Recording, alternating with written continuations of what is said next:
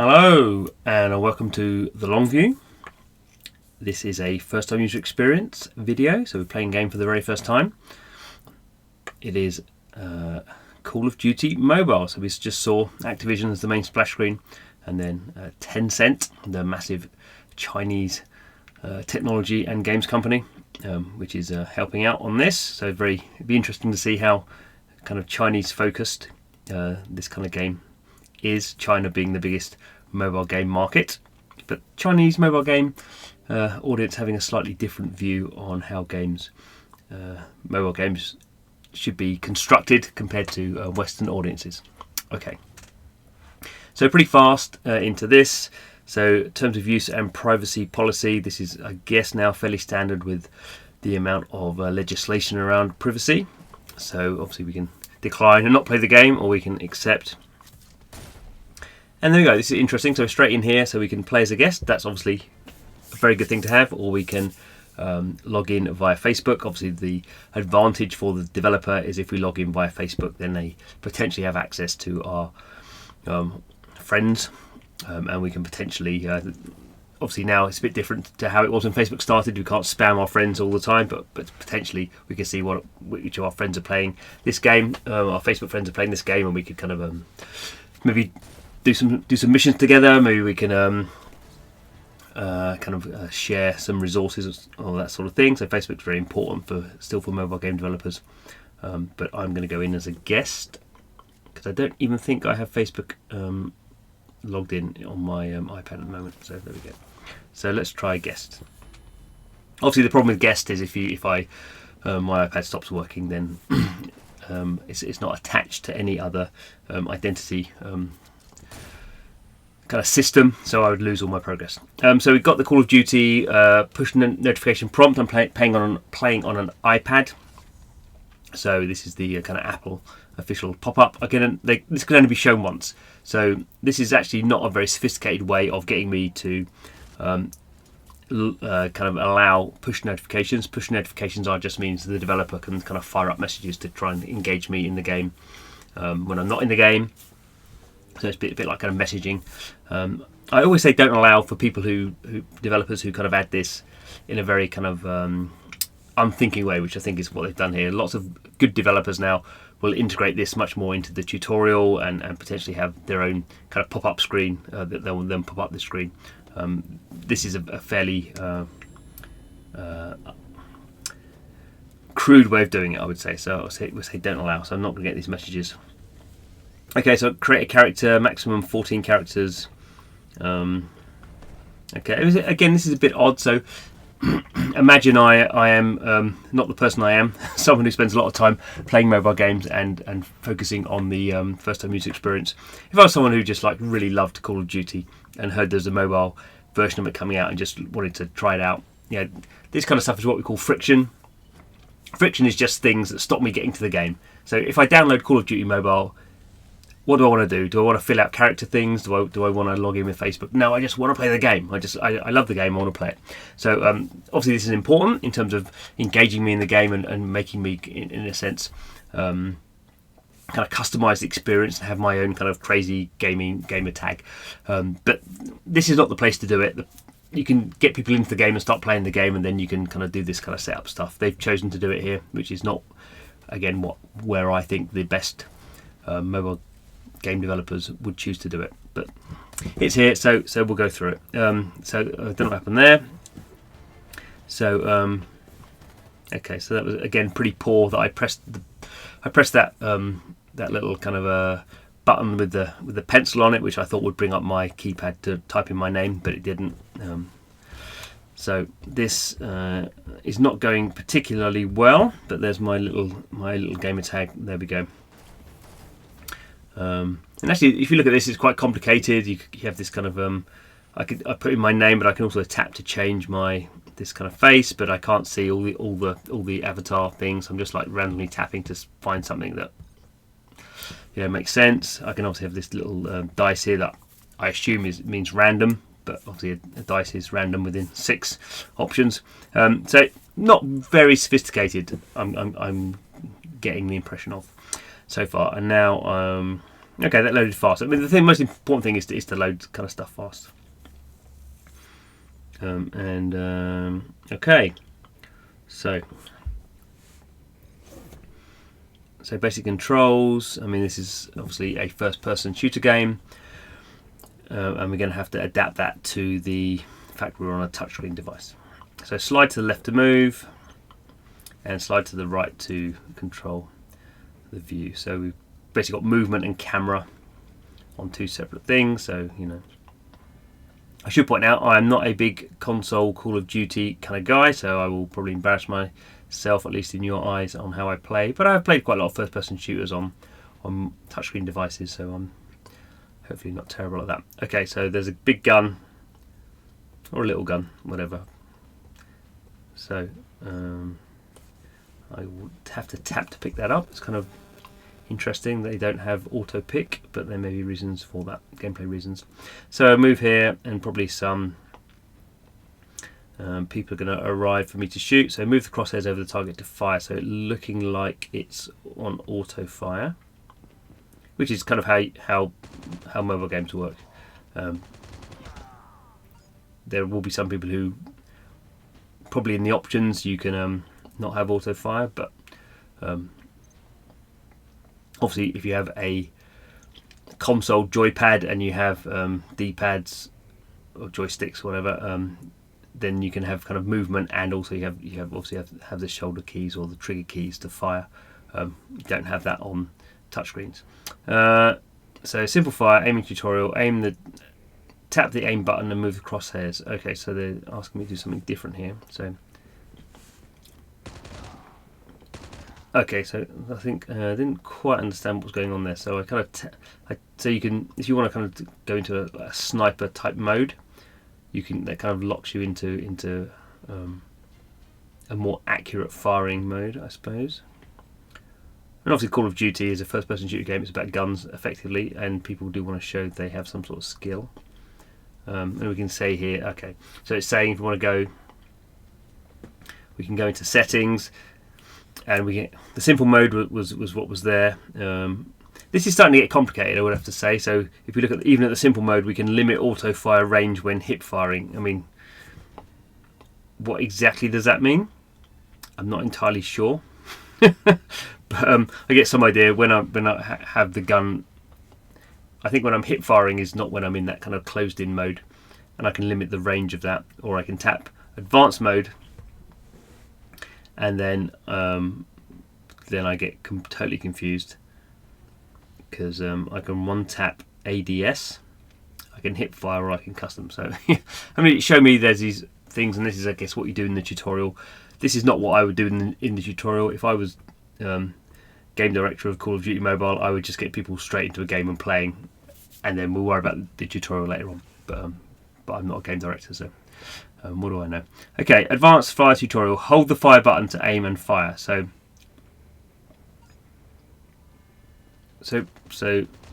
okay, so it gives me some sort of okay. So, I mean, this is kind of a good thing to do. I mean, I might actually want to go and replay this to know how I wanted to do it. I might want to go back to simple and... I mean, another thing is, like, simple and advanced. Those are quite difficult terms to get to grips with. If one is like auto fire, it's not just auto fire, I suppose, because one's like a locked-in mode. So it's quite hard to get that across to people. I don't really know. I'm a simple man. I'll stick with simple.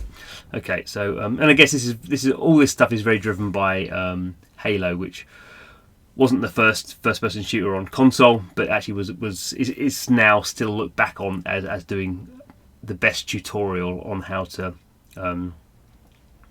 get people to kind of choose what option they wanted. I mean, with Halo, it was actually if you wanted kind of reverse look or normal look, and yeah, it's kind of different to a touchscreen game, but it was pretty interesting. And it was I sat through a few game conference kind of talks about the importance of the Halo tutorial and just to getting people how to use a Xbox joypad properly. Okay, anyway, so we're going to move over here and get another gun, which looks like it's going to be a sniper's rifle. So sniper's rifle is kind of the power up of first person shooters. Okay, so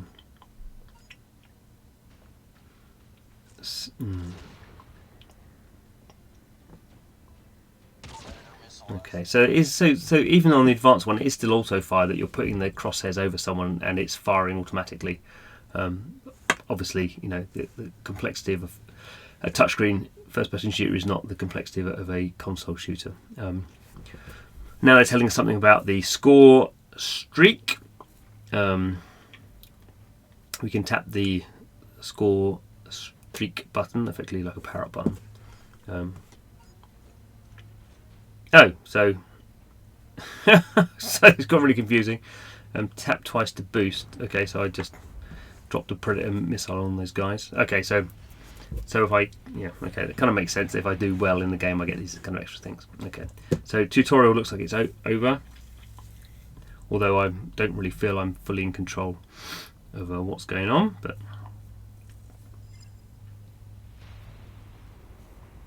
But the most important thing in the tutorial is actually, I think, not to give people an idea about how the controls work. It's actually just give them a really good experience. And this was a little bit like, how does it work? You know, asking me questions. I would actually put that in a second tutorial. A first tutorial I just have, you go through, you point a gun at people and blow them up. And then we can go into the difficulties of exactly how you want to set up your controls.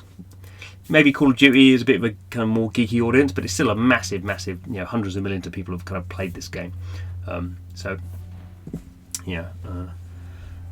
Potentially could have been done better, but we're going to get a weapon now. And this is obviously for a mobile game. It's quite important to go into kind of things like stores and potentially monetization. So I'm going to go into a store, and we're going to get an M4, but we can see there's some other guns that are a lot more expensive. We can probably start to get an idea about kind of currencies in the game.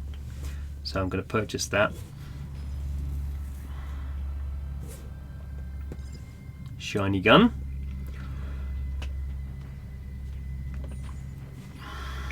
Yep, let's gear up now. So it's going to go for some gearing, loadout. Well, loadout's obviously a big part of first-person shooters. And now we're getting into a bit more, of what I guess. It's kind of not the meta game of this game, but the kind of meta game of kind of Call of Duty on console. So have kind of primary, secondary weapons and kind of stuff with them. So operation skill, lethal and tactical equipment and perks. Unlock more loadouts by reaching high levels. Okay. So have our primary weapon slot. Looks like we're gonna take away our lovely sniper rifle, and we're gonna go with our M4 that we just bought, and. No, I'm going to go straight into multiplayer, so interesting. Should point out the tutorial is very clear where they want you to go. And there you can see I'm there, and obviously I imagine I'm playing against bots. We've not really gone into loadout, so I've got an M4 and a knife. Not got any other kind of secondary weapons. I've not got anything else in terms of kind of grenades or any kind of extra stuff on the weapons, and and it all kicks off. So we're going straight into some sort of multiplayer, and there's these chaps here, and they're the bad guys, I guess, and they're nicely standing still, so I can shoot them, which makes me feel good, which is obviously what the game at this point needs to do. And I'm going to follow this chap around, and no, I'm not. I'm going to go over here because I see someone over here. Oh! If I had a knife, I could have got a extra good kill there. But because I'm a noob, I'm just going to follow him, which would get me killed in the end of the game. And I'm getting shot now, and low on ammo. And is there a jump button? Oh dear, I'm dead. Oh, what do you mean that's? Okay. So suddenly we've got all these extra buttons that weren't covered in the tutorial, and he's red, but he's not a bad guy. Okay, it's not the easiest map actually. Who's that? Yeah, he's a bad guy. Come on. And he doesn't know I'm behind him, so that makes me look good. Shoot a man in the back.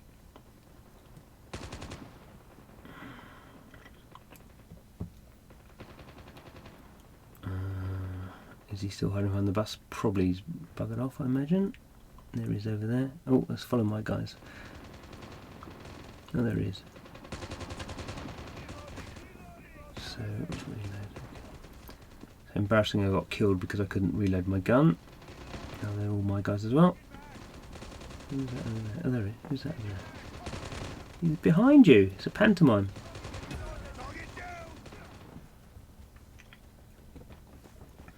Here's always the problem when you have lots of buttons on exactly where you want to put your thumb, I would say. Ooh. So who's that there? I'm not quite sure how this game's going to end. No, there's loads of those guys there. Oh, they're going to find me soon.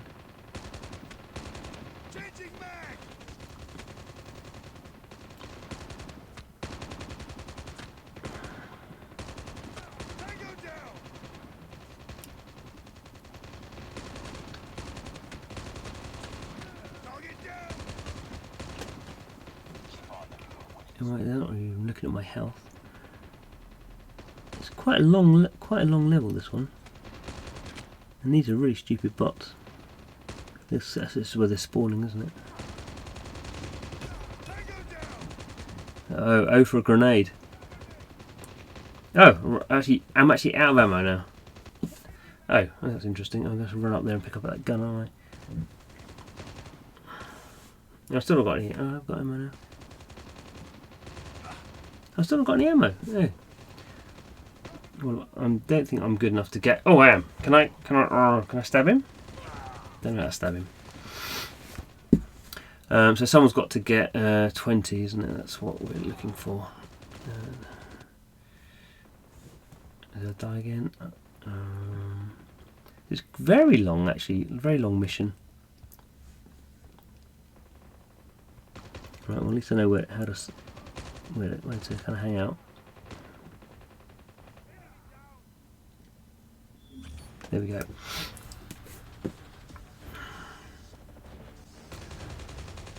Final kill cam. So this actually was kind of interesting. I guess that kind of. Oh, although that was not very good clipping, was it? He fell straight through the wall. But this is kind of what you would expect in a Call of Duty game. And it is hard to get this kind of stuff right, particularly if you're a massive brand like Call of Duty. You want it to be a bit hardcore, but equally you don't want to be too hardcore to, alienate people who aren't very good at it like me. But here I am. I'm the most valuable player. There we go. So I guess that was kind of worked out well. Leveled up. Leveling up is a very important part of the onboarding. So I've leveled up. I've unlocked a new item. This is really good. I've got a frag grenade. Oh, I wanted the frag grenade. I'm pretty happy now. I'm not being that sarcastic. And now I'm getting an idea. Okay, so I've got to play two. So things I can do to get rewards. That's a very important part of retention. Completing my battle pass task. Help me get. Oh, okay, let's tell me that. What I just said. Exit. Well done. I'm level 2. I've earned some rewards. There we go. So it's telling me what I've got. Frag grenades unlocked, can be equipped in my loadout. Good. Got some new rewards for my battle pass. I don't really know what a battle pass is, but I'm guessing it's called a battle pass, so it's probably some sort of potentially subscription type thing. Popularised by Fortnite. Okay, so it's now going to take me back in my loadout and loadout is probably the key thing they're going to bring me back to all the time. So I'm going to tap my grenade. I've got 2 of them now. And probably at some point they're going to ask me to potentially buy some XP cards, can level up guns to do this attachment stuff. So attachment's probably going to make me more accurate. Maybe I can add like a grenade launcher or more ammo or something. Excuse me. I don't know what this one does.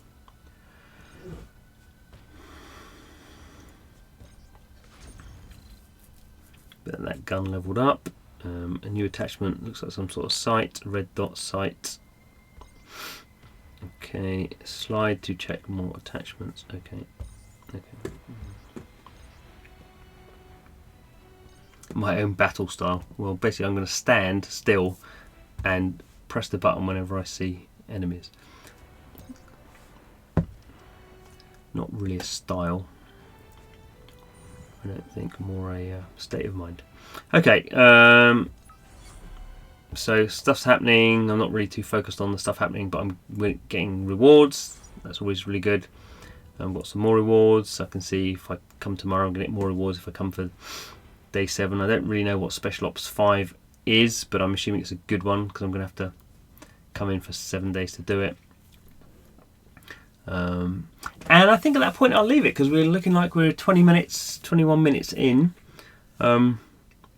So in terms of a first-time user experience, there's a lot going on. I mean, obviously, Call of Duty is a deep game, and people who play it on console spend hundreds of hours, or hundreds of hours a week, maybe probably some people. But it's a deep game, and you want to get some idea of this is a complex game. Equally, this is a mobile game. I'm playing on an iPad. Probably a lot of people will just be playing on their phone.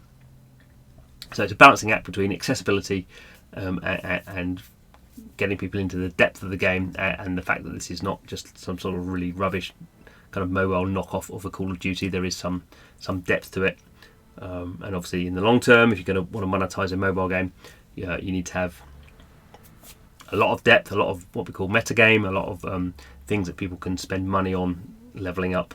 Not really gone into any of that sort of stuff, which is, people deal with kind of first-time user experience in different ways. Some people, do go into the store. I did go into the store and buy that gun, but it was very kind of quick. So I have no real strong idea about how the store mechanic works, how I spend real money, and how that levels me up in the game. But as someone who's spent, played hundreds of mobile games and gone through the first-time user experience, I think this is pretty average. It's not terrible. I wouldn't say it's great either, but I think that, the fact that it's a Call of Duty game is probably strong enough to get people to play the first 20 minutes and then at this point kind of continue and get some idea that this is going to be an interesting game that I might want to kind of drop some hours and drop some money into. We'll leave it at that. Thanks for watching. So the long view is all about free-to-play mobile games. We play a lot of them, or I play a lot of them, and try and play them for as long as possible before I at some point kind of get bored or they become too complex. But if you're interested in free-to-play mobile games, please do subscribe to the channel. If you have any comments, of course, put them in the comments box. Be interested to see what your views on things are. But thanks for watching, and hope to see you again soon.